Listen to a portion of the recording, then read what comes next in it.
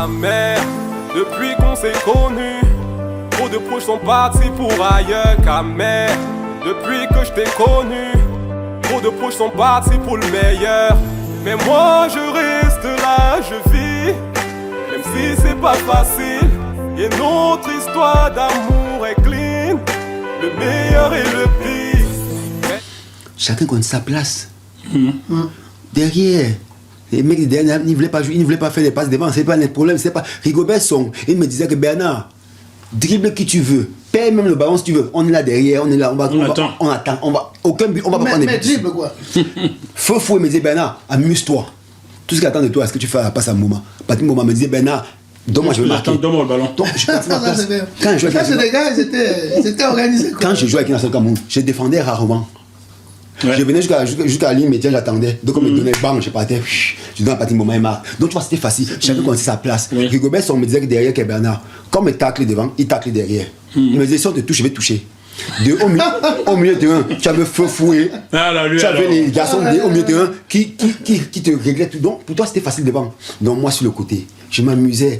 Donc Patrick Mboma m'appelle, me dit Bernard, aujourd'hui, non, je pars, je donne, il marque. Et pour moi, c'était plaisir. Et je te promets que marquer un but pour moi c'était bien, mais faire une passe pour moi c'était encore meilleur. Ouais. Parce qu'à côté j'avais que des garçons. Quand je faisais pas Patrick Mboma, j'allais faire un plus une fille, j'allais faire un job.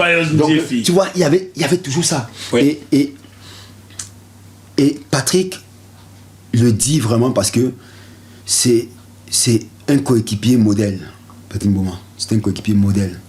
Parce que tu joues avec quelqu'un qui connaît le football, qui peut être meilleur à vous tous, mais qui sait se mettre à votre niveau. Oui. Il ne vous demande pas d'être à son niveau. Il se met à votre niveau à un moment.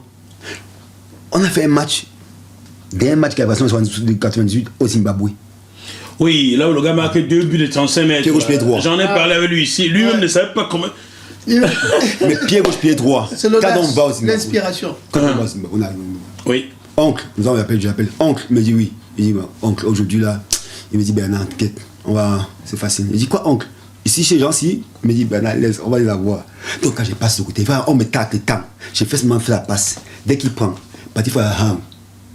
Ben, il te met un missile, bang, pied droit, bang, pied gauche. Je dis, mais monsieur, s'il est normal. Il tire le pied gauche contre le pied droit, tu sais pas quel est son pied là. Donc, après le match comme ça. Ah, Patrick. Et quel souvent, bel hommage. Et souvent, après le match, c'est là que tu découvres le personnage. Après le match, professionnel.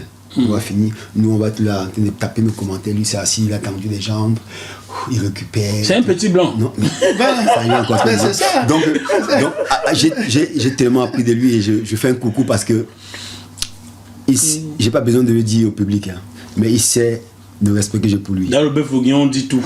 Il connaît le respect que j'ai pour lui. Quand je suis en France et que je peux être dans une situation où je suis pas bien dans ma tête parce que voilà, ça peut arriver à tout le monde. Je prends mon téléphone, je dis oncle, tu es où? Il me dit je suis là, on peut se voir, il me dit ok demain. Il me rencontre, je viens à lui, je parle avec lui. Je lui dis un truc qui me chagrine. Il va me donner une réponse. C'est là où je dis un homme. On dit à quelqu'un, apprendre à quelqu'un à pêcher, c'est mieux que de donner le poisson tous les jours. Et Patrick Mboma, c'est ça. Je te prends une anecdote, Patrick Mboma. La Coupe d'Afrique des Nations doit commencer. Quelques mois avant, j'ai dit à Patrick, écoute. Laquelle? 98? C'est 2016 là. La Coupe 2016. On ne joue pas là. Non, 2017. Non, la Coupe d'Afrique des Nations c'était en 2016. 2017, disons 2017 parce que c'était le calendrier. Oui, on a gagné en janvier. Mais c'est 2016 janvier, mais moi je vois Patrick Mboma avant, à la fin d'année. J'ai dit à Patrick, écoute, moi j'ai envie de faire consultant et tout ça me passionne ce côté, parler de football et tout et en France. Et tu sais, j'ai eu des problèmes en France, on en parlera. Parce que je on en parlera tout à l'heure. Donc, et c'est quelqu'un qui m'a beaucoup soutenu, qui m'a beaucoup encouragé, qui m'a dit Bernard, écoute, dans la vie, on peut avoir des moments difficiles et après, donc rebondit, comme beaucoup des anciens footballeurs. Donc, et qu'est-ce qui s'est passé? Je viens voir Patrick, j'ai envie de faire consultant. Et je sais que tu as Canal Sport Afrique, donc il faut que tu vois comment tu peux faire pour m'aider, quels sont les tuyaux, comment je dois faire pour. Il me regarde. Il me dit, tu sais, c'est un truc, il y a du travail dedans, consultant. Tu dois étudier les dossiers, tu dois faire ça, tu es prêt? Il dit, mais Patrick, d'abord, ABC Football, je connais. Donc je ne vais pas dans un endroit, dans un monde que je ne connais pas. Et j'ai vu vraiment, je vois que les gens font, que certains consultants font, je peux faire mieux. Et certains sont nuls, là. Voilà, ils je sont peux faire mieux. Il dit, il y a certains qui ont pas ABC du football. Ça, moi, je te promets. Il me dit, ok. Il prend son téléphone directement devant moi. Il appelle. Tant. Il me dit, bon, à Canal Plus Sport, actuellement, ce n'est pas nous qui avons la Coupe d'Afrique Nation en France. On va faire un plateau en Afrique peut-être, ou en France de temps en temps, mais on n'a pas la Coupe d'Afrique. C'est Bein Sport qui a la Coupe d'Afrique Nation. Excuse-moi, je fais la pub encore. Donc, vous allez me payer Bein Sport, Qatar. donc il me dit, bon, ce que tu peux faire, attends. Il prend son téléphone. Il dit, je t'appelle le soir. Il rentre. Le soir, il m'appelle. Il me dit, va un numéro de téléphone. Tiens, le Sénégalais qui travaille à Bein. Il me dit, tu l'appelles de ma part, il attend ton coup de fil. Je lui dis, mais... Donc, le lendemain, j'appelle. Tiens, il me dit, mais Bana, j'attends ton coup de fil depuis hier. Il dit, pas donné ton numéro hier, mais je peux t'appeler. Il me dit, oh, ça, on est en famille. Tu m'appelles. Il m'a dit, bon, écoute, ce qu'on va faire, on va prendre le numéro de téléphone de cette personne, c'est elle qui est la coordinatrice et tout, voir avec elle. Clara Kobis. Donc je prends le numéro de téléphone de Clara, j'appelle Clara qui est elle qui coordonne. Donc elle me dit, écoute, bon, justement grâce à avec Ismaël, le présentateur, que Patrick Mboma a appelé. Moi je sais pas. Donc elle appelle Ismaël me dit non, il a préparé tout le terrain, il a marché au travail. Donc il me dit non. Il m'a dit non, Ismaël me dit non, Bernard, Mboma m'a appelé. Je t'attends demain, viens on discute. Je suis allé discuter, il me dit ok, bon. Nous, on ne fait pas consultant direct, machin, mais on fait consultant match par match, machin. Le Cameroun, tu es officiel pour Cameroun, tac. Fin du débat. Ah bon? Voilà comment tu as atterri sur Bein Sport. Cher téléspectateur du Bœuf Bourguignon, oui, vous savez comment il a atterri là. Donc j'ai entendu plein de choses, comme quoi c'était une personne qui m'a mis non. Alors que c'est Patrick Mboma qui t'a mis là. Qui a fait... Bon, les autres, n'embêtez pas mon pote, hein. Laissez-le tranquille. C'était exceptionnel. En fait, il n'a pas mis là, il a coopté. Il a coopté, voilà. Ah ouais. Faut pas le déranger, Pat. Hein. Donc il a fait ce qu'il fallait. Je suis reconnaissant tout le temps parce que je lui dis. Et je pense que les Camerounais ont vu. Et j'ai reçu beaucoup. Franchement, je vais dire merci aux passionnés de football camerounais. J'ai reçu beaucoup de témoignages par rapport à cette Coupe d'Afrique. C'est on dit quoi, que j'étais porte-bonheur d'équipe nationale du Cameroun. Quand j'étais sur le plateau, le Cameroun gagnait, j'avais une bonne analyse. Ouais, je suis fier. Parce que un champion d'Afrique qui vient être sur le plateau, c'est pour que son pays soit encore champion. Voilà, donc je suis ravi d'avoir vécu ça. Et franchement, donc encore une fois de plus, devant vous, je vais dire merci à Patrick parce que on en a besoin aujourd'hui de s'entraider, surtout nous les footballeurs camerounais. Je pense qu'on fait pas assez souvent pour nos amis. Voilà. Merci beaucoup, man. Merci pour l'honnêteté. Non, mais c'est vrai. Ouais, bravo. Merci. C'est vrai. Salut à toi, Pat. Bon, je te bigophone. Allez. Tu me mettras pas sur Bein Sport, mais tu vas faire grandir JMTV+. Comme tu sais. Il va le faire. Vous tous, vous savez, JMTV+ doit grandir. Ça, c'est il y a Bein Sport chez les Arabes, il y a Canal chez les Blancs français, là. Pourquoi il n'y aura pas JMTV+ demain au Cameroun ou bien en Côte d'Ivoire pour les Africains? Pourquoi pas? Tout est possible, ça va venir. Voilà. Pourquoi seulement au Cameroun et en Côte d'Ivoire? Et pourquoi pas au Gabon? Parce que je suis pas certain que Kali Bongo voudrait me voir là-bas. Espèce de piégeur, toi. Mais salut, toi, Ya Ali. Je n'ai pas de problème avec toi. Oh. Je te dis, oh. J'ai pas de problème avec toi. Oh. Bon. Nous allons faire quelque chose maintenant. Quelqu'un va te poser des questions, mais tu n'es pas obligé de répondre à ces questions. Et il ne va pas poser des questions sur Samuel Eto'o ou sur quoi que ce soit, car c'est moi qui vais poser ces questions-là. Ou les téléspectateurs. Chers téléspectateurs du Bœuf Bourguignon, voici la minute de West Fosso. Yes, voici la minute de West Fosso. Bon, alors un peu de rire, un peu de pleurs, ça fait partie de la vie. Hein. Moi, si je te coupe pas. Coupe-moi. Parce que ça fera que la deuxième fois qu'on me coupe, ça j'ai resté l'émission. J'ai resté l'émission. Oui. Je vois souvent tes questions en kinkin, les invités. Les invités. Donc, ne la kinkin pas trop. Bon, allez. De toutes les façons, je sais qu'on t'a tellement enquiquiné que voilà, tu as de l'entraînement. Hein? Et puis tu as une cuirasse solide quand même. Ah bon? Quelqu'un qui peut jouer avec un bras bandé et mettre des buts. Il n'y a pas que le bras qui bande chez lui. Hein. Jackie, le bœuf bourguignon de C'est la vie est terminé. Tu as dit quand t'avais coupé? Le bœuf bourguignon de C'est la vie est terminé. Là... Oh, les enfants ne m'écoutez pas, mais ça, je suis désolé. Alors, merci de me donner l'occasion de te poser quelques questions auquel tu n'es pas obligé de répondre, bien sûr. J'aimerais savoir si tu as réussi ta reconversion post-sportive. Et en quoi l'as-tu réussi? C'est-à-dire, voilà, à un moment, les sportifs, ils ne jouent plus. Il faut bien qu'ils assurent l'après-sport. Est-ce que tu penses que tu as réussi cette transition? Pardon. Mais je pense que la reconversion, c'est pas quelque chose qui se fait en 1 an, 2 ans. Oui.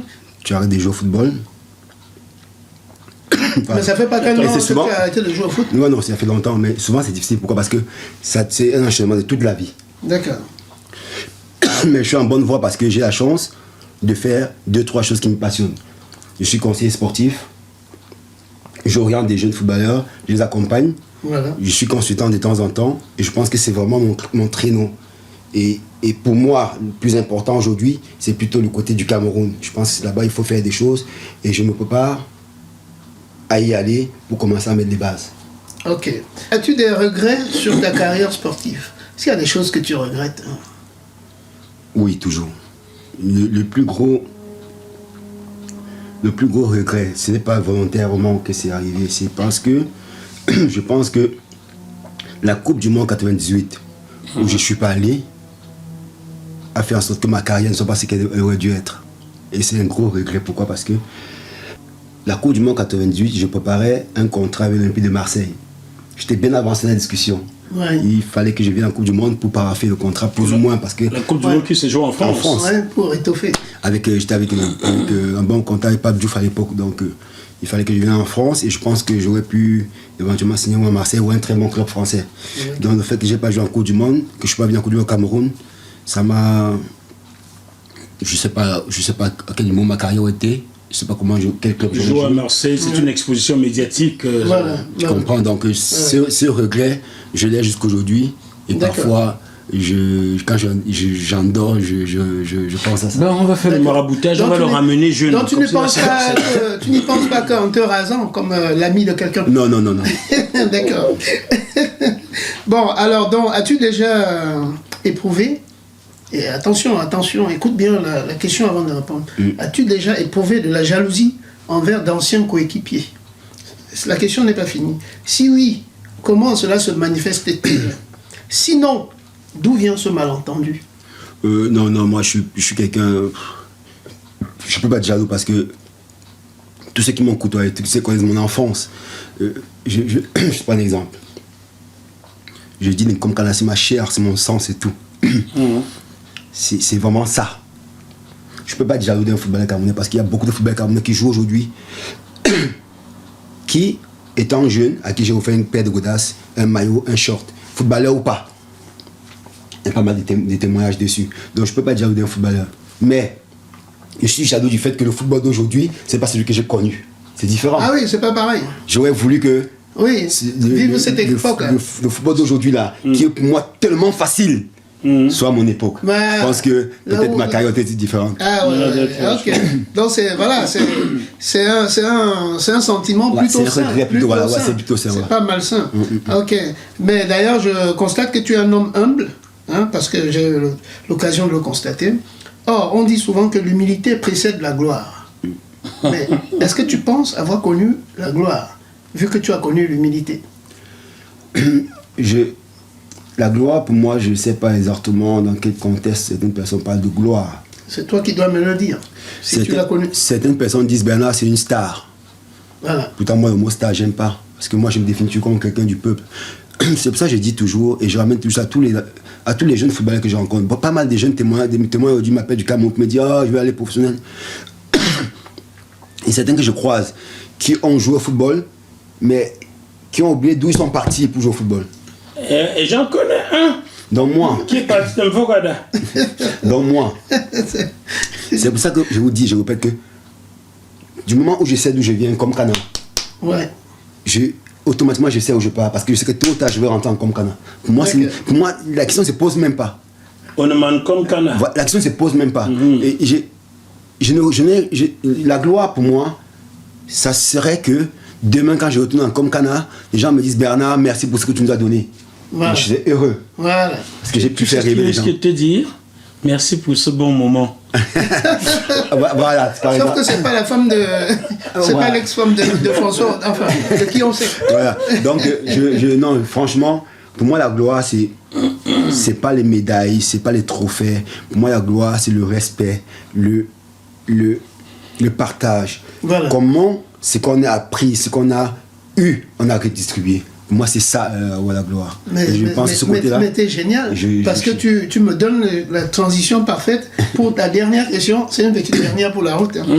Tu as beaucoup de bonnes idées en off, tu en as parlé, et là tu en parles encore, à savoir le partage et tout.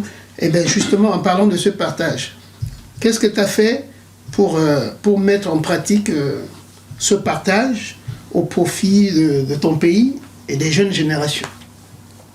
Je pense que de tout mon vécu, surtout à l'équipe nationale du Cameroun, toute cette période où j'ai joué avec l'équipe nationale du Cameroun, j'ai toujours eu pour, comment on appelle ça, objectif et chemin. C'est toujours faire en sorte que tous les footballeurs disent que Bernard tout un jour m'a aidé. Que ce soit sur le conseil, sur l'apport de quelque chose. D'accord. Et je pense que j'ai toujours une référence qui est mon quartier. Pour moi, c'est très important parce que si tu as encore comme Cana. Encore comme Cana. Et tu as vu comment il parle comme Cana en touchant ses veines.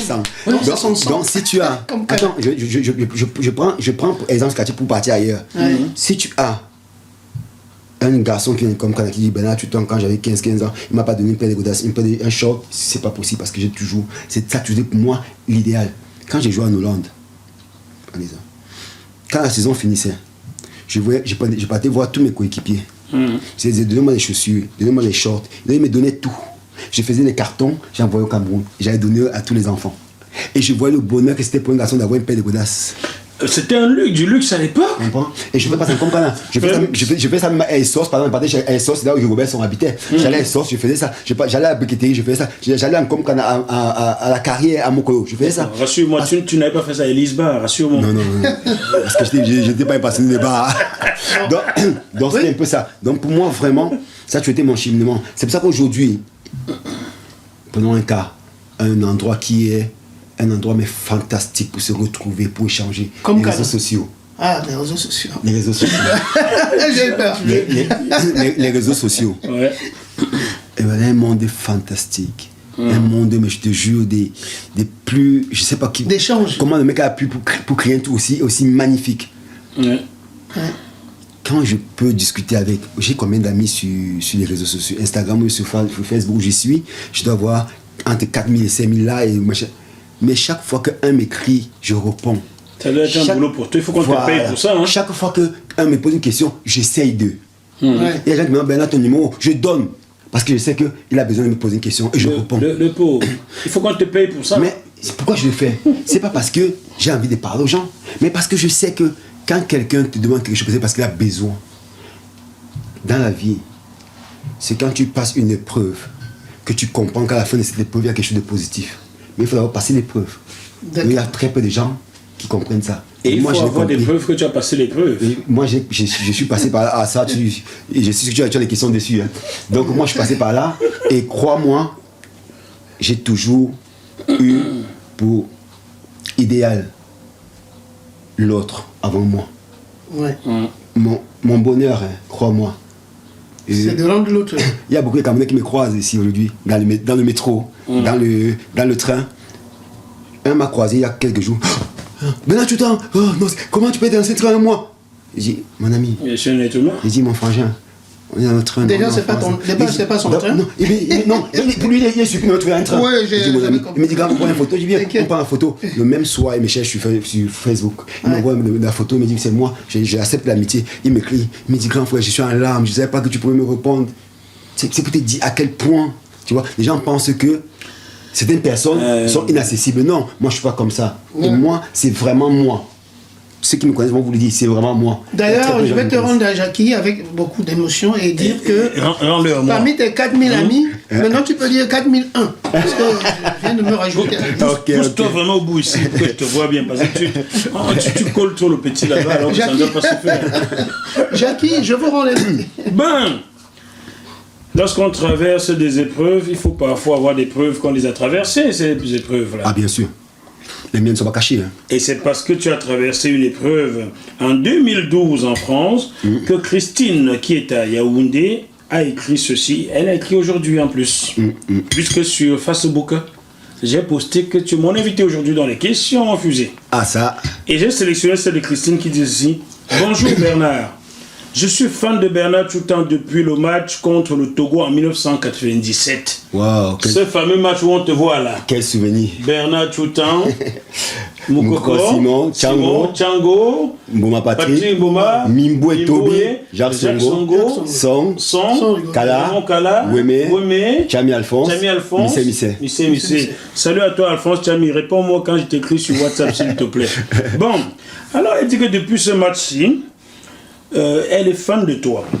Je veux qu'il nous dise ce qu'il s'est passé pour qu'il aille en prison en 2012. On dit qu'il a agressé une dame. Est-ce que c'est vrai? Je veux savoir sa version. Voilà. Lu tel qu'écrit. J'ai lu tel qu'écrit, j'ai rien enlevé. Et j'ai lu avec l'accent. Je pense qu'il faudrait qu'on pense dans un ton un peu sérieux. Oui. Christine, merci pour ta question. J'ai toujours refusé de répondre à cette épreuve que j'ai vécue. Pourquoi? Parce que quand quelque chose est tout neuf à cette époque, c'est toujours ajouter le commentaire dans le commentaire. Tu vas dire ça, ils vont prétendre ça, ils vont dire ça. Il y a tous des gens qui sont... On cherche chez nous au Cameroun. Il y a tous des gens qui amplifient, qui disent des choses qu'ils ne connaissent pas. Christine, merci pour cette question. Enfin, je vais répondre. Et j'espère que les Camerounais vont comprendre que Bernard Toutan, il est ce qu'il dit. Je me suis séparé de la mère de mes enfants, j'ai pas besoin de le dire, mais je le dis quand même pour placer des choses. 2009, 2010. 2011, je rencontre une fille camerounaise avec qui je sors. Patience, elle se reconnaîtra. Je ne donne pas son nom parce que elle se reconnaît et elle sait ce qu'elle a fait. Bon, c'est une anecdote, c'est juste une parenthèse. Donc je rencontre cette fille Patience, on sort ensemble pendant 6 mois. Entre-temps, bon, j'aime pas la façon dont ça se passe, ça me plaît pas. Donc moi je suis un garçon gentleman. On se sépare à l'amiable. Moi je lui dis écoute, j'ai pas envie de sortir avec quelqu'un qui cache une vie que moi j'ai pas envie. Moi je vais me séparer, donc j'ai pas envie de me prendre la tête franchement que je me sépare, toi tranquille. Donc je me sépare d'elle. Je me mets en couple avec une amie, une autre fille que je connais, une Congolaise avec qui je sors à l'époque. Et cette fille camerounaise, je lui dis bonjour, on s'appelle Patience. Elle m'appelle, je lui dis bonjour. On se parle. Je voulais qu'on reste plus ou moins amis, mais distance parce que j'aimais pas trop son fonctionnement. Un jour elle m'appelle. Bernard, j'ai un problème. Qu'est-ce qu'il y a? Parce que cette fille avec qui je sortais, elle était mariée à un blanc qui est décédé. Ah non, elle était veuve. Elle était veuve. Donc elle me dit, Bernard, j'ai un problème parce que mon feu mari avait commandé une voiture. Cette voiture coûte 96 000 euros. Et il faut que je rembourse l'argent parce que je suis héritière. La banque me demande de rembourser l'argent. Et comme toi tu connais les gens dans le monde football, est-ce que tu connais pas quelqu'un qui va acheter la voiture? Je veux vendre la voiture. Je lui ai dit, bon, moi, je connais pas vraiment quelqu'un, mais je veux me renseigner. Parce que en 2010, je voyageais beaucoup, je partais en Asie, j'ai tenté de mettre vraiment sur pied ma société. Et je vais au Cameroun, je monte. Alors une fois, je viens 2-3 mois avant qu'elle m'a posé la question. Je suis dans l'Essonne. Mon petit frère Benjamin habitait dans l'Essonne. Donc je suis allé avec mon petit frère, il y a un tournoi de foot qui se joue. Donc je m'en vais voir le tournoi de foot parce que c'est ça que je fais. Donc je détecte les jeunes talents. Je vois 2 garçons qui ont une très belle voiture Mercedes. Et donc ça m'intéressait la voiture, je dis ah, il y a une belle voiture et tout. Il dit oui, eux ils vendent les voitures, ils achètent, ils revendent. Ils achètent en Allemagne, ils vendent en Afrique. Il dit ah ok, directement dans ma tête l'idée vient, ah la fille m'a dit qu'elle veut, Patience m'a dit qu'elle veut chercher quelqu'un pour acheter la voiture, pour vendre la voiture. Il dit bon, pourquoi pas? Je prends le numéro de téléphone du gars, il dit attends un peu, ça peut m'intéresser parce que j'ai une amie qui veut vendre une voiture, ça peut être intéressant. Donc je prends le numéro de téléphone du mec, des garçons. J'appelle la patiente 2-3 jours après, il dit hey, j'ai un garçon que j'ai croisé qui vend des voitures, ça peut être intéressant, est-ce que tu veux le rencontrer? Oui. J'appelle le gars, il dit bon, il y a une amie qui veut te rencontrer, mais moi je voyage, une semaine après, je reviens, je vous mets en contact. Donc je voyage, je reviens, j'appelle le garçon, j'appelle la fille, on se croise, elle habite dans 78 en France. Donc j'amène chez la fille. Mais il ne monte pas chez la fille, il reste en dessous, il à côté de la poste. Moi, je ne connais pas les garçons. Oui, il ne faut pas le faire. Donc, c'est comme toi et moi, et toi, je ne suis pas policier, donc il y a des gens que je croise dans la vie, mais que je ne connais pas. Mais comme on est humain, on me rend service. Je dis, bon, je mets en relation la fille et les deux garçons. Il vient, il rencontre la fille, il discute, il pose l'action à la fille, mais où tu as pris l'argent pour acheter la voiture? Non, c'est pas moi, c'est mon feu mari qui a acheté la voiture. Ah, ok, on veut revendre pour rembourser le crédit et tout. Moi, mon job, il est fait. On est d'accord? Je les ai mis en contact. Tu n'avais pas demandé de commission? Ah, ben non, pourquoi? C'est une amie, je rends service, bon, basta, comme j'ai toujours fait. J'ai toujours rendu service dans le Camerounais, je connais même pas qui c'est, mais il m'appelle Bernard, est-ce que je peux, j'ai fait. Bon, depuis après cette épreuve, j'ai fait moins, mais j'ai fait toujours. C'est qu'on ne peut pas t'échanger. Je suis quelqu'un de profondément gentil. C'est comme ça que je suis. Et je disais qu'avant, je ne savais pas dire non. J'ai appris à dire non par rapport à cette épreuve. Mais ne me dis pas non, hein. J'ai appris à dire non par rapport à cette épreuve. Donc, je les mets en contact et moi, je continue ma vie. Je sors à une Congolaise, donc je monte, je descends, je fais ma vie. Je suis au Cameroun un jour, début de l'année 2012, mon téléphone sonne du Cameroun. C'est cette fille qui m'appelle. Je connais le numéro. Je dis, c'est comment? Elle pleure. Je dis, mais qu'est-ce qu'il y a? Oh, j'étais avec ma belle-mère, il y a des gens qui sont venus, ils s'est cagoulés, ils nous ont braqués pour prendre la voiture et l'argent. Bon, moi dans ma tête, je ne peux même pas faire de lien parce que pour moi, je dis, mais comment ça? La police est venue et te dit, ok, quand il vient en France, il vient te voir. Comme je suis au Cameroun, je ne peux rien faire, il vient en France, il vient te voir. Donc moi, je suis au Cameroun. Un mois, je reviens en France. C'était au mois de mars, je crois. Je viens en France, je rencontre la fille, je dis qu'est-ce qu'il y a? Tu vas la voir. Mais je vais la voir. Tu vas chez elle. C'est mon ami. Pour moi, c'est mon ami. Je vais la voir. Je dis mais qu'est-ce qu'il y a? Non, 2 hommes sont venus, chez ma belle-mère habite, ils ont braqué, ils ont pris les clés de la voiture, et tout, ils ont pris l'argent, et tout. Je dis mais c'est pas possible. Comment c'est possible? Tu connais pas les hommes? Non, j'ai jamais vu le gars. Et ici, il avait porté un masque à dire. Donc, pour moi, dans ma tête, tu vois, ça passe quoi. Je viens consoler une amie, c'est tout. Donc moi, je rentre chez moi. Je continue ma vie. Un mois et demi plus tard, bon, un jour la police vient chez moi, et c'est tout le temps, vous êtes en garde à vue. Je dis, mais pourquoi? Il me dit, bon, on va vous expliquer maintenant d'abord. Moi, j'ai jamais eu affaire à la justice, j'ai jamais eu affaire à la police. Donc, je ne sais même pas ce qu'on appelle avoir un avocat. Moi, mon avocat, pour moi, j'ai jamais eu dans les clubs, j'ai jamais eu les premiers clubs. Les seuls avocats que tu connais sont ceux où tu mangeais avec Rigobert, sont à Bafoussam. Voilà. Donc, dans ma tête, j'ai dit, mais attends, j'ai dit, mais les gens, s'ils rigolent ou quoi. Et j'étais à mon petit frère Benjamin à la maison. Moi, j'ai mon petit frère, calme-toi, il n'y a rien. Je veux partir, ils vont m'écouter, ils vont me laisser sortir. Moi, je ne sais même pas. Pour moi, c'est normal. Si tu n'as rien te reprocher. Voilà. Donc, j'arrive comme ça. Les policiers commencent. Bon, après, je suis un black. Hein. Donc, automatiquement, déjà pour eux. Noir, c'est noir en France. Automatiquement, pour eux, déjà, tu es déjà coupable. Tu es déjà coupable. Quand tu es noir en France, tu es d'avance coupable. Donc, même si tu n'as jamais tué la fourmi, tu es coupable. Donc, j'arrive, ils me posent. Vous connaissez tel, ils me montrent des photos. Plein de photos, non, je ne connais pas. Après, ils me montrent les photos des 2 garçons à qui j'ai montré. J'ai mis en contact la fille. Oui. J'ai dit, mais oui, les 2 gars, si je les connais. Ils me disent, ah, voilà, enfin. Et je dis, mais quoi, enfin? Donc, vous les connaissez? Je dis, mais bien sûr que je les connais. Mais pas amis. Oui. Je les connais parce que je les ai présenté à une fille à moi qui a une voiture.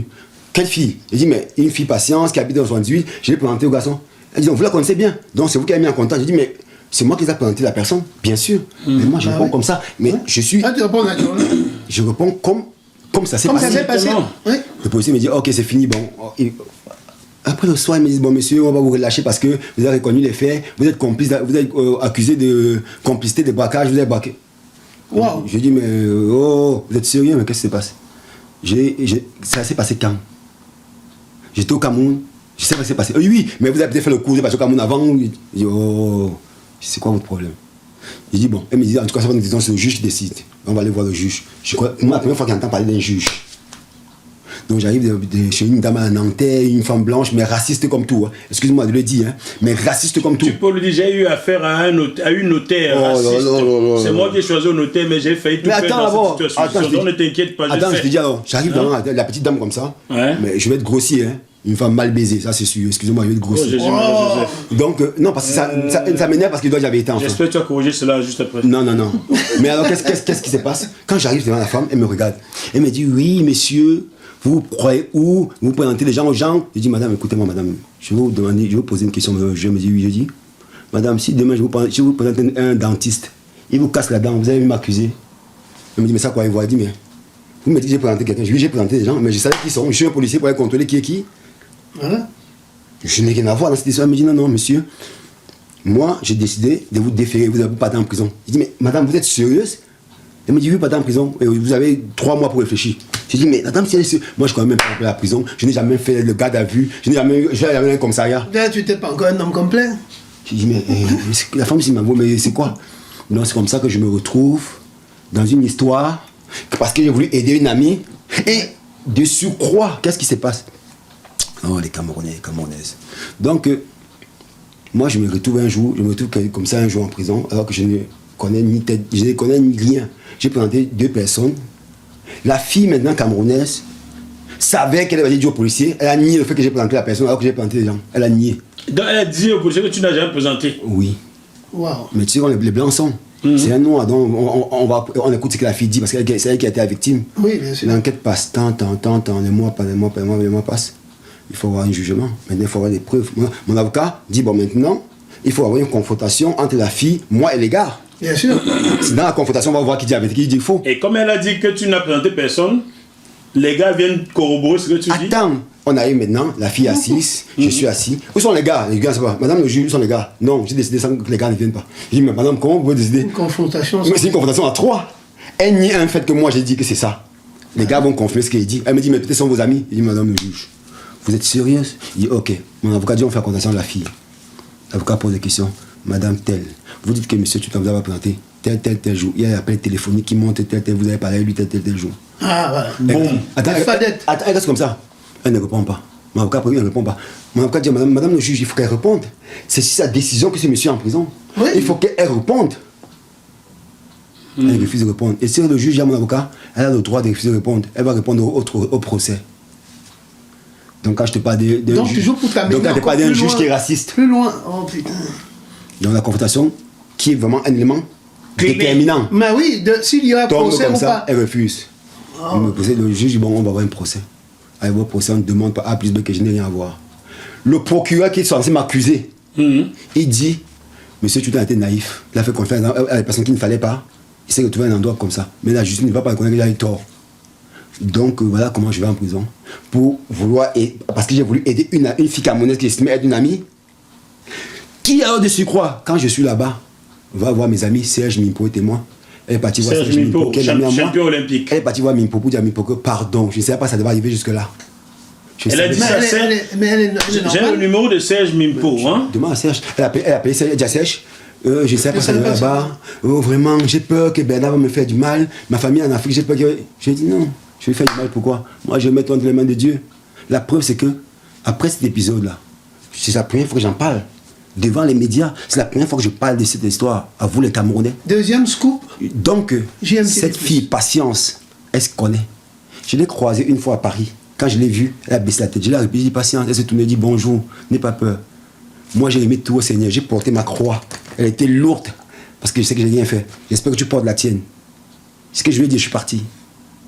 Parce que, à la fin, après enquête, on se rend compte quoi? Que elle et les garçons se connaissaient très bien. Donc, ils ont manipulé, ils ont mis tout sur moi parce qu'ils savaient qu'en m'accusant, ça allait la dédouaner, elle. Oui. Et les garçons, c'était les voyous, donc ça ne les dérangeait pas. Ça ne dérangeait pas.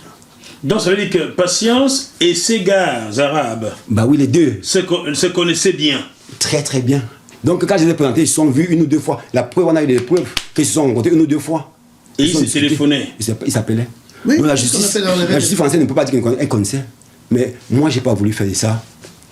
Vous savez, à un moment, j'ai eu des personnalités qui m'ont appelé, Rigo, Kala. Mais non, il faut qu'on médiatise l'affaire, ils ont laissé tomber. J'ai failli en parler parce qu'à l'époque, j'étais en télévision. Ça s'est déroulé en mars. La CAN venait se terminer au Gabon. Oui, justement. C'était avril, oui, justement. Mais quelques personnes m'ont dit de ne pas en parler, que tu ne le souhaitais pas. Je n'ai pas voulu que... Voilà pourquoi je n'en ai pas parlé. J'aurais pu faire un truc médiatique. Oui. Mais j'ai dit, dans la vie, parfois, je suis croyant. Mais si je puis me permettre, tu aurais peut-être dû le faire. Parce que, tu vois, les erreurs comme ça... Tu as laissé couler. Tu vois, après, les autres qui viennent derrière, ils vont toujours continuer à subir. Pourquoi j'ai pas voulu... Toi qui aimes bien sauver les autres. Pourquoi j'ai pas voulu au départ? Parce que je me suis dit, bon, je suis enfermé là-bas, quand je vais sortir, je vais clarifier toutes ces affaires, tu vois. Mais après, quand j'ai vu le déferlement, quand j'ai vu le comportement de certains journalistes au Cameroun, parce que les journalistes oublient souvent que tu as une famille, tu as des enfants. Moi, j'ai une carapace. Je peux tout supporter, je suis un homme, je suis prêt. Mais j'ai des enfants, j'ai une famille. J'ai ma grande soeur à cause de l'histoire, elle est au Cameroun, qui a fait un AVC. Donc il y a des journalistes qui se permettent de faire des choses. Ils font des plateaux. Au Cameroun, on adore ça. Qu'il y a un garçon qui a porté le verre au jaune, il tombe, on piétine, on est fiers de piétiner. Au Cameroun, on adore ça. On oublie tout ce qu'il a fait. J'ai souvent dit au Camerounais, soyons chauvins. je vois ici en France, quand un Français, quand Zidane, je me compare pas à Zidane, pardon. Bon, si tu veux changer de domaine, tu dis quand DSK est tombé aux États-Unis. Quand DSK a fait des choses les plus ignobles que tout le monde, mais les Français l'ont soutenu avant de s'éclater plus tard. Donc les Camerounais, pourquoi quand un de vos fils qui a porté le maillot des Lions, qui vous a procuré du bonheur? Non, franchement, fiche même. Ou bien, même, bon, laissez même le maillot des Lions. Pourtant, même un Camerounais qui est à l'université en France, qui étudie, qui demain rentre au Cameroun travailler, a un problème comme ça, on essaie de savoir, on soutient. Pas automatiquement, on le tombe dessus, on fait des sketchs, on insulte sa famille. Ce n'est pas comme ça. Je vais t'expliquer un truc pour essayer de dédouaner mes confrères camerounais. Hein, mes confrères du côté de Cameroun. Observe que depuis que Jean Maternendi a quitté la CRTV, as-tu vu une investigation sur cette chaîne-là? Moi, je ne connais pas. C'était le seul journaliste d'investigation sur la chaîne nationale. Depuis qu'il n'y est plus, il n'y a pas d'investigation. Non, mais je vais rendre... Les journalistes ne cherchent pas.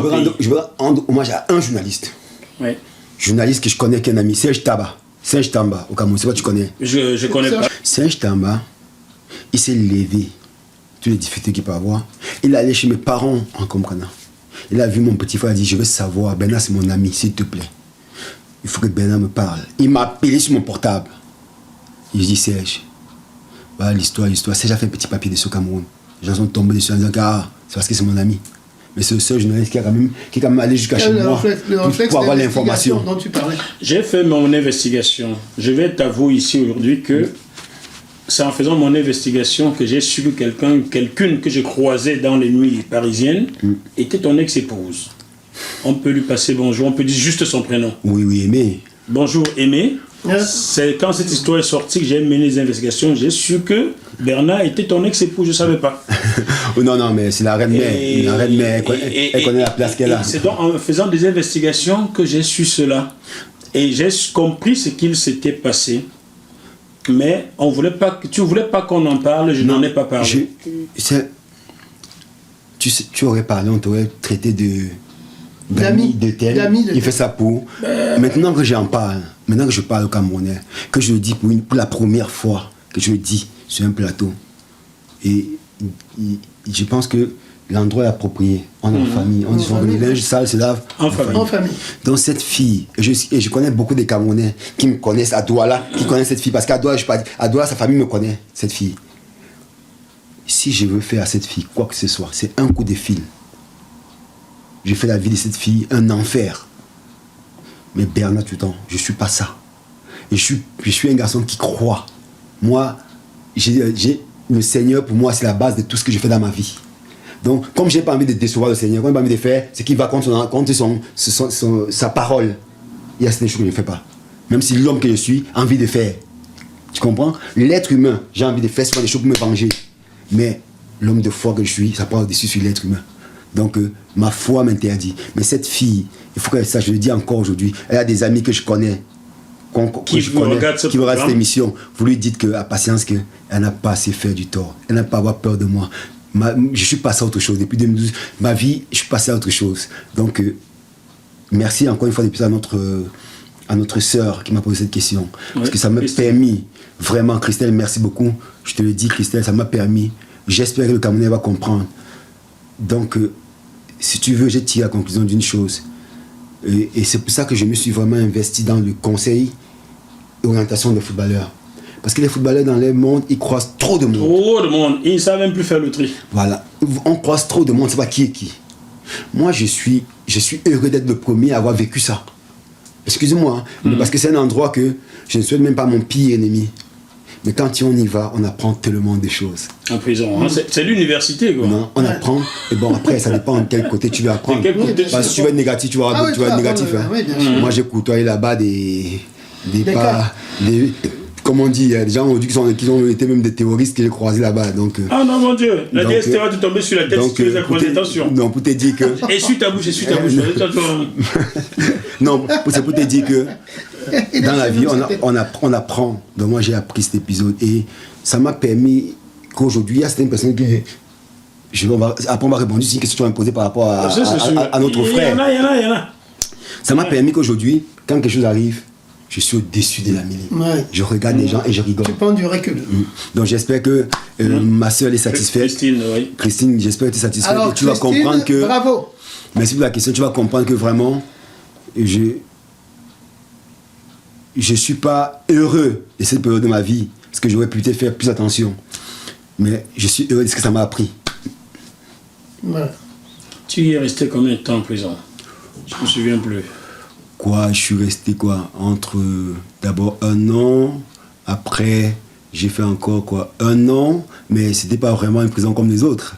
Parce que en tant que VIP, je peux me permettre tout. Je pouvais avoir un luxe que personne n'avait. Ah, en prison VIP?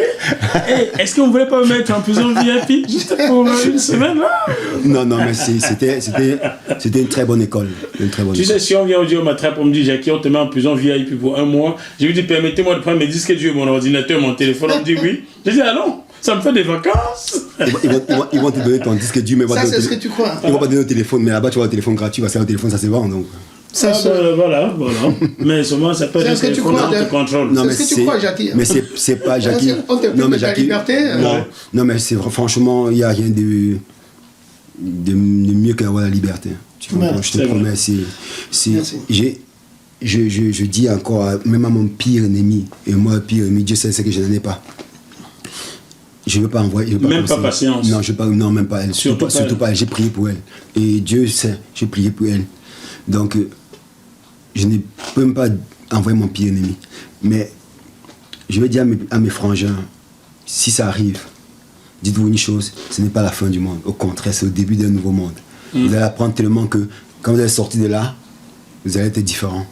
Mais je vous dis encore, mais ne partez pas. Bien.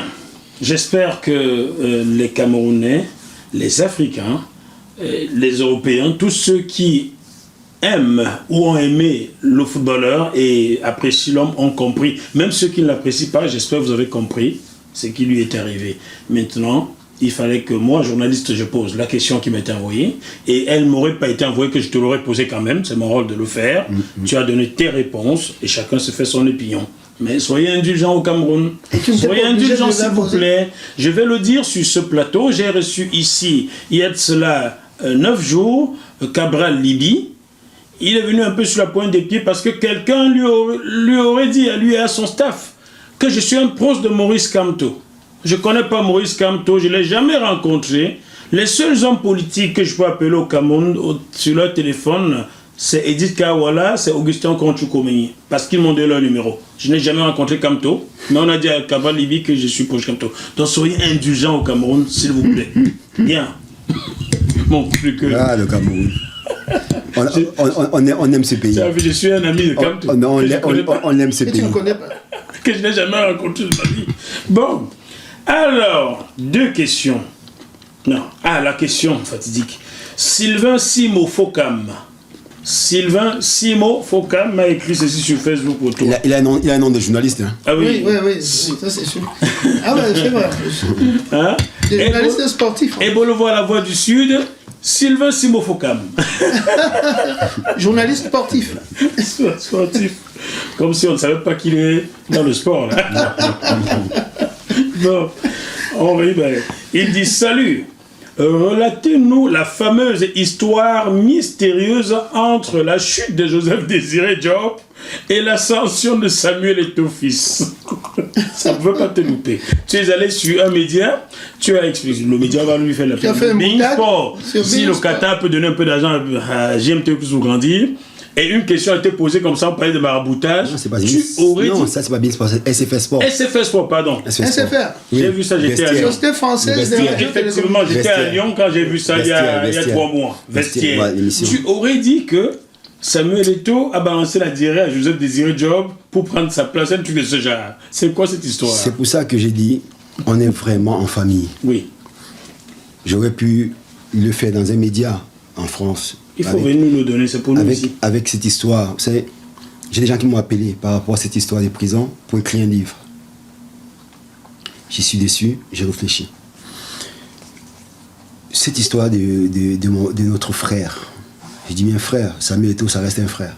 C'est même mon petit frère du quartier. Toi, tu connais même mieux que moi. Je connais l'enfant, je connais pas le fils. footballeur. Samuel est au fils, mon petit frère du quartier à qui je mettais les fessiers. Attends.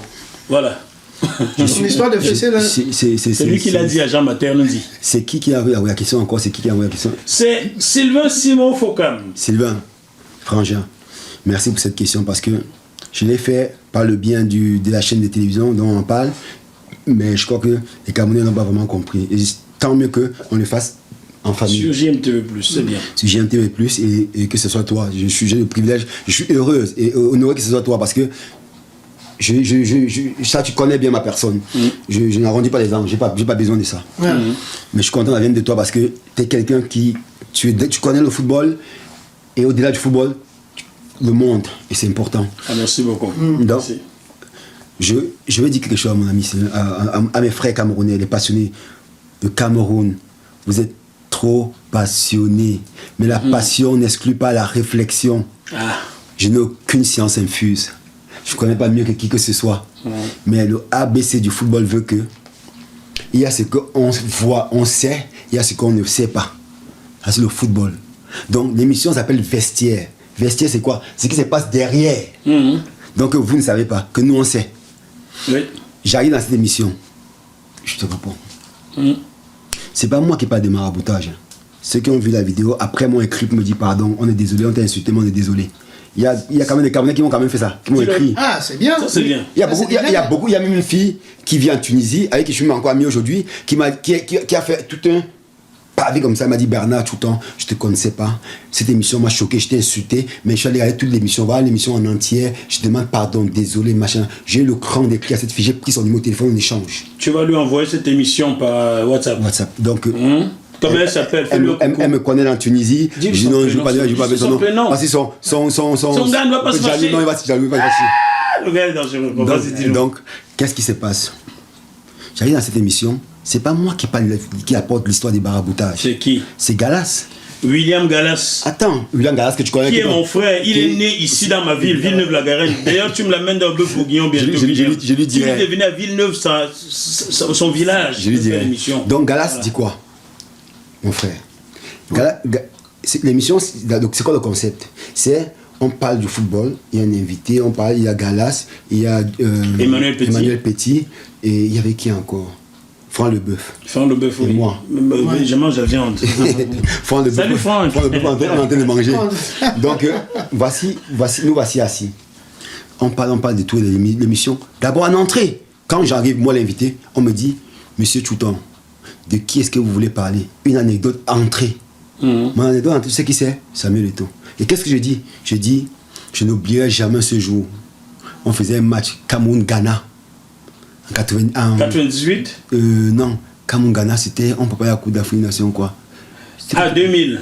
À Douala, on a perdu 3-1. 2000. Mais je dis bien 98, octobre 98. On a perdu 3-1. Ce jour-là, vous perdez 3-1. L'unique but est marqué par Salomon Olembe. Attends. Ouais. J'étais là, je te voyais. Qu'est-ce qui se passe? C'était je crois, le premier match officiel de Samuel Eto'o international. Samuel Eto'o arrive. C'est quand j'entrais, première question de la mission, c'est ce que je dis. Oh, bien sûr. Oh, mais de qui est-ce que tu veux parler? Je parle de Samuel Eto'o parce qu'il m'a bluffé, ce garçon.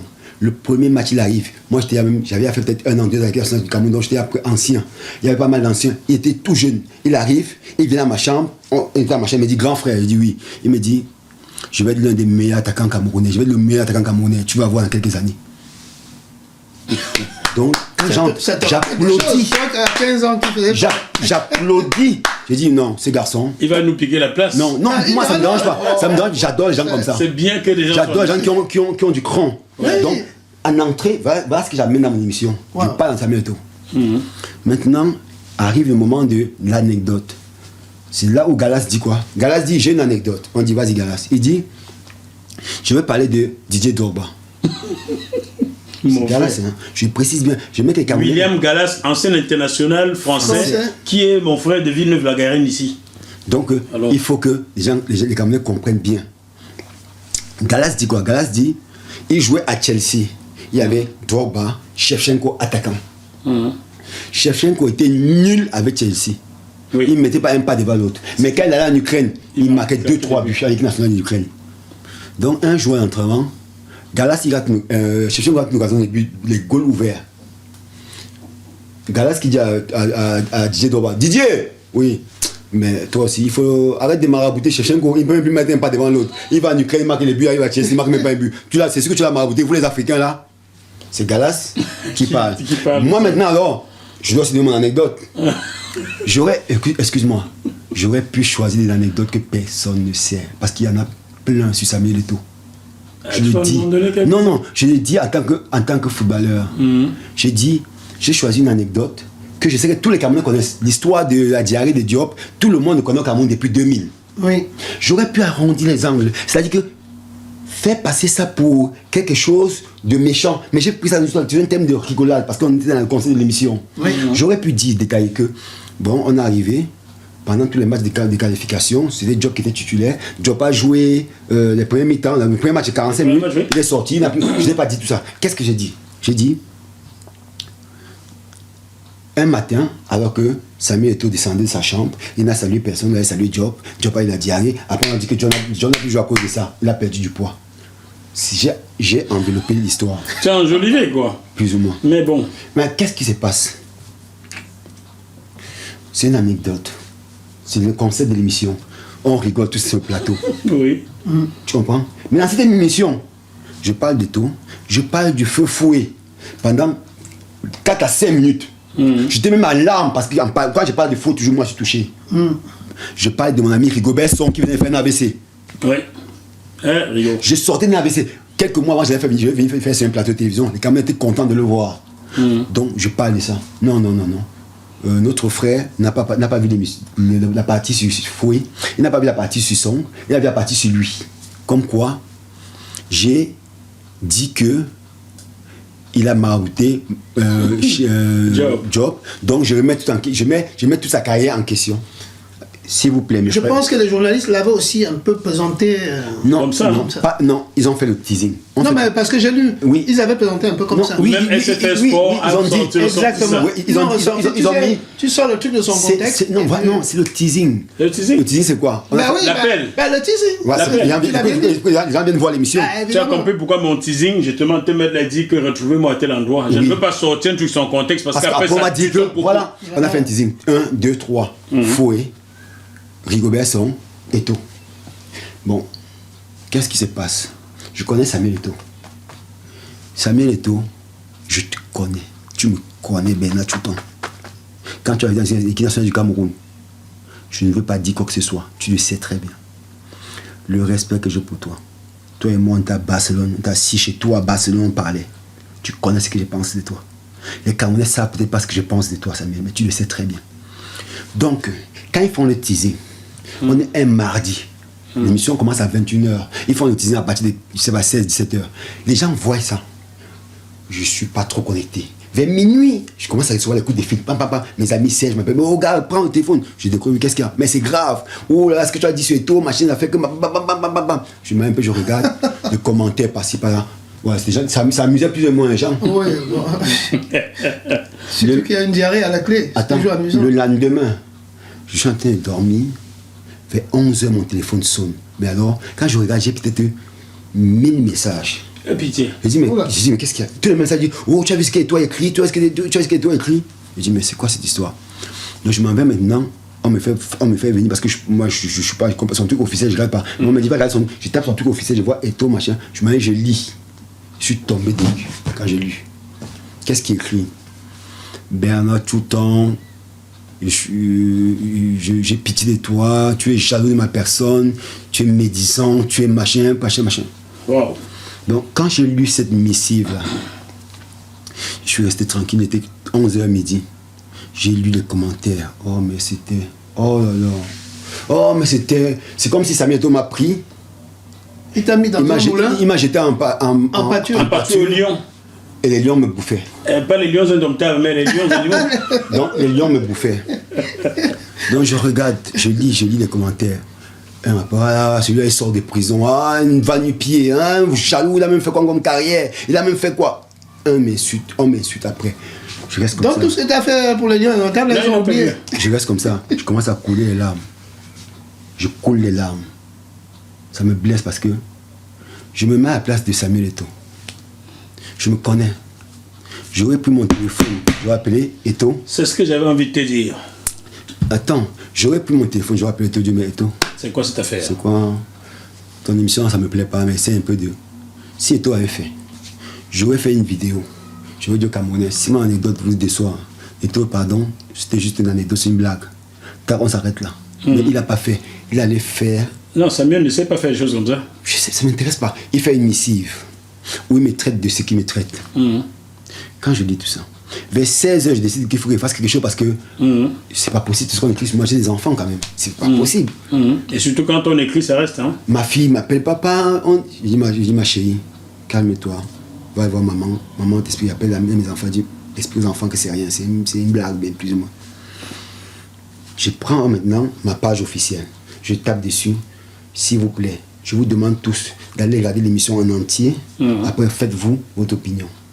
C'est là où le même soir, dans la page officielle de monsieur Samuel Eto, qui est le demi-dieu des Camerounais, parce que moi, excusez-moi, c'est mon ancien coéquipier, ce qu'il a fait pour l'équipe nationale du Cameroun, j'ai fait pareil. Donc il faut que vous compreniez ça, vous les Camerounais qui pensez qu'on ne peut rien dire de Samuel Eto, que Samuel Eto c'est Dieu pour vous, il n'est pas Dieu pour moi. C'est que le Maillot des Lions, il a porté, Bernard Tutan, il a porté le Maillot des Lions. Allez, et avant lui? Avant lui. Qualification en Coupe 98, partez, c'est Bernard Tutan qui vous qualifie. C'est Bernard Tutan, je le confirme. Pardon, vous ne m'amenez pas en Coupe du Monde, hein. On me laisse, il n'y a personne qui... oui, il y a les Camerounais qui ont marché au Cameroun. Ah, je vais te raconter une anecdote par rapport à ça, après. Bernard Tutan porté le Maillot des Lions, il a qualifié les Lions, il a fait des matchs importants avec les Patrick Mouma, ils ont reconnu. 2002, pareil, je me suis blessé, personne, on m'a jamais dit Bernard, oh papy, on t'amène un peu, on n'a jamais eu pitié de moi. Donc quand je fais une anecdote, Samuel Eto, vous, les penseurs, les soi-disant, vous qui connaissez tout, vous venez, vous m'insultez, vous dites tout sur moi, vous ne me connaissez pas. Mais j'ai accepté la critique. C'est pour ça que je vais vous répondre, pour vous dire que c'était une anecdote. Et l'anecdote, vous le savez tous. Une anecdote, c'est quoi? C'est quoi une anecdote? Le mot anecdote, allez pas en dictionnaire, vous allez voir ce qu'est une anecdote. C'est une histoire qu'on raconte. Elle peut pas, les histoires ne sont pas toujours vraies. Mais celle-là, par contre, je vous dis, je vous répète, appelez, il y a un journaliste, comment il s'appelle, Rémi Ngono. J. Rémi Ngono. J. Salut à toi. J. Rémi Ngono. J'espère que tu vas regarder cette vidéo et tu vas écouter ce que Bernard Tutan te dit. Il va regarder. Je vais la lui envoyer. Tu as fait un post où tu m'as traité, je ne sais pas de quoi, de tous les mots du monde.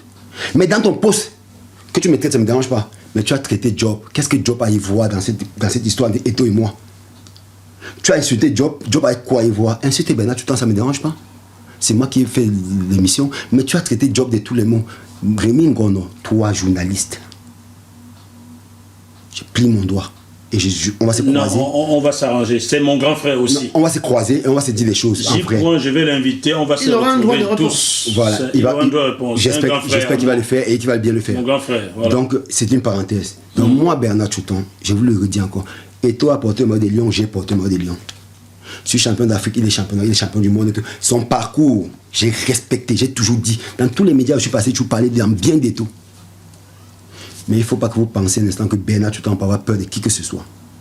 Le Cameroun, ce n'est pas pour lui, c'est pour nous tous. Et pour moi, Douala, dans son quartier, j'entre, je n'ai pas peur. Donc je vous dis, Bernard Tutan a du respect énorme. C'est pas dire qu'on aurait... Bernard Tutan a du respect énorme pour Samuel Eto. Mais le respect ne doit pas, excusez-moi, ne doit pas faire en sorte qu'on ne peut pas dire des choses ou pour blaguer ou ce qui est vrai. Je vous le dis et je vous le répète. Donc, votre histoire, Samuel Eto, c'est vous qui en faites une histoire. Moi, je n'ai jamais fait une histoire. Vous m'avez lessivé, dit des choses sur moi. Et en passant, ce message, c'est pour David Eto. David Eto, toi, le petit de Samuel Eto, je ne sais pas pour qui tu te prends. Tu es le petit frère, quand tu as parlé ici, là, tu allais écrire dans les Instagram, tu m'as traité de prisonnier, que j'avais besoin d'argent, et toi me donne l'argent. David Eto, toi, je n'ai pas envie de parler de toi, tu sais très bien ce que je sais de toi. Et je veux parler de toi. Donc je te le dis et je te répète, si tu continues, moi, je respecte tout le monde, mais il y a certaines choses qu'on ne fait pas. Ton grand frère Samuel Eto et moi, on a des problèmes, c'est entre nous, tu n'as rien à voir dedans. Mais en passant, Samuel Eto et moi, on n'a pas de problème. J'attends le jour. Et il n'a pas encore fait, hein. En passant. Il ne m'a jamais appelé, hein. Il a dit ce qu'il a dit sur moi. Il ne m'a jamais appelé. Ce sont ses amis qui m'ont appelé plusieurs jours après. 3 jours après, ses amis m'ont appelé. Mais tu sais quoi, ce qu'ils m'ont dit quand ils m'ont appelé? Ils m'ont dit, non, ils m'ont dit, oui, c'est normal que Samuel se fâche. Il pense que tu remets tout en question sa carrière. Je dis, mais vous êtes normal? Qui parle mieux de Samuel comme ancien footballeur? Il y a quelqu'un qui parle mieux de lui comme moi? Pourquoi il ne m'appelle pas lui? Pourquoi il n'a jamais fait? Pourquoi vous m'appelez? Donc dites-le lui, que le jour qu'il va se sentir bien, on va se voir en face, on va se parler comme des hommes. C'est ce que je lui dis tout le temps dans chaque émission ici. J'ai des choses à te reprocher, petit frère. Le jour où on se parlera. Moi, j'ai dit bien du respect total pour Samuel Eto'o. Cet épisode d'anecdote, croyez-moi, je ne peux jamais remettre en question son parcours. Au contraire, j'applaudis toujours. Personne ne peut le faire. J'applaudis toujours. Personne. Donc, cher Camerounais, je vais raconter une anecdote. S'il y a beaucoup qui n'ont pas aimé, je peux comprendre. Et croyez-moi, je suis désolé. Mais que lui, Samuel, lui, le concerné, n'est pas son téléphone, m'appeler moi. Ça veut dire tout ce que ça veut dire. Je vais rebondir là-dessus. Merci beaucoup, Bernard. Je vais rebondir là-dessus et dire ceci. Samuel, là, ou son entourage qui regarde mon programme de temps en temps. Écoute, petit frère, tu peux être le président de la République. L'humilité doit être la base de l'être humain. Merci. Tu n'es pas un dieu. Tu es un être humain. Quand tu as un problème avec un frère, aie l'humilité de prendre ton téléphone, l'appeler, lui dire, mais mon frère, qu'est-ce qu'il y a? Ce qu'il t'arrive avec Samuel m'est arrivé en tant que journaliste. J'ai fait un petit sujet avec son premier coach que j'ai mis en ligne. Ses amis m'ont appelé pour me faire des menaces ici à Paris. Sur coach Moussa, oui. Et pour que je fasse cette interview de coach Moussa, j'ai fait attendre coach Moussa 7 ans et 5 mois. Il m'a vu en avril 2008, il a sollicité parler, parce qu'au Cameroun, les journalistes ont tous peur de Samuel et n'osent pas aller lui tendre le micro. À coach Moussa, il m'a dit, toi, tu as été mon fils, tu as été avec moi dans mon équipe, tu as réussi dans le journalisme, Samuel a réussi dans le foot, vous m'avez tous abandonné, il faut que tu me fasses parler. J'ai fait attendre coach Moussa 7 ans et 5 mois. Et en 2010, je suis chez Samuel, je lui pose le problème de coach Moussa, et Samuel me dit, coach Moussa ment. Parce que coach Moussa m'a dit que depuis que Samuel est ce qu'il est, il n'est jamais plus revenu me dire le moindre bonjour. Et dans les médias, quand Franck Hapi l'interviewe, il dit à Franck Hapi qu'il a perdu mes traces. Mais comment? Je suis toujours au même endroit. Dans ce petit sujet, il dit, mais je suis toujours au même endroit. Dans la même maison, la même chambre où il dormait, où il venait boire de l'eau, comment il peut dire qu'il a perdu mes traces? Et j'ai posé ce problème à Samuel. En 2010, il m'a dit que coach Moussa ment. Je te coupe pas. Je t'en prie. Je peux comprendre Samuel. Pourquoi? Parce que, tu sais, quand on quitte le pays, on avance un parcours footballistique. Il y a des gens qu'on rencontre en chemin. Il y a certaines personnes qu'on oublie. Ça peut être possible. Même si c'est difficile à comprendre, mais ça peut être possible. Parce que je sais que ça vient. On avance.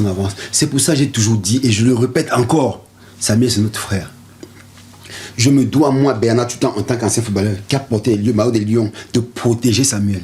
Oui. C'est mon devoir de protéger Samuel. Mais je le fais quand je peux, pas dans une interview, je le fais comme aujourd'hui quand je vous dis, je peux comprendre. Parce que c'est normal, il avance. C'est pour ça qu'autour de lui...